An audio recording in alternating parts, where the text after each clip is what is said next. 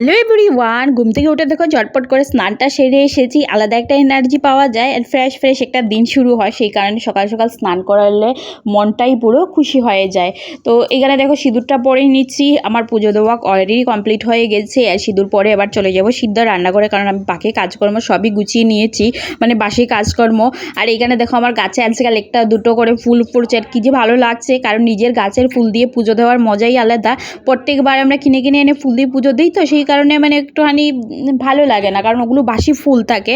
তারপর আমি চলে এসেছি রান্নাঘরে। এখানে মেথি ফোড়ন দিয়ে দিয়েছি আর এটার মধ্যে আমি বসিয়ে দেবো একটুখানি শাক, ওইটা লাল শাক বা ডাঁটা শাক যেটাই বলে ওইটা ছিল, এক এক জায়গায় এক এক রকমের বলে। তো বসিয়ে দেওয়ার পর আমি নুন দিয়ে দিলাম, তার মধ্যে কাঁচা লঙ্কা পেঁয়াজ টমেটো সব দিয়ে সুন্দর করে রান্না করেছি। আর এখানে ঝটপট করে দেখো একটুখানি হালুয়া রেডি করে নিচ্ছি।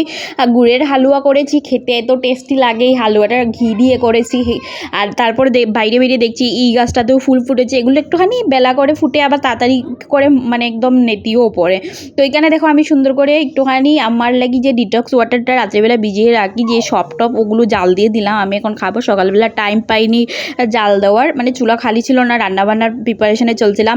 আর এই ফলটার নাম তোমরা কে কে জানো অবশ্যই জানিও। এইটা কিন্তু একটা পাহাড়ি ফল। আমরা এখানে থাকার কারণে আমরা নতুন নতুন অনেক ধরনের ফল খেয়ে থাকি, যেগুলো না আমাদের সাইডে পাওয়া যায় না। তো আমি আমাদের সাইডে তো কখনো দেখিনি, এইখানে এসে দেখেছি। তোমরা অবশ্যই জানিও, দেখতে একদমই অ্যাপেলের মতো আর খেতে টেস্ট একটুখানি খাট্টা মিঠা ভালো লাগে। আর তারপর আমি রাত্রেবেলা দিনের বেলা রান্না বাসন মানে কাজকর্ম সেরে রাত্রিবেলা রান্না বসিয়েছিলাম। এই যে ছিল রান্নার প্রিপারেশন। চলো আজকের জন্য টাটা বাই বাই, তাড়াতাড়ি দেখা হবে।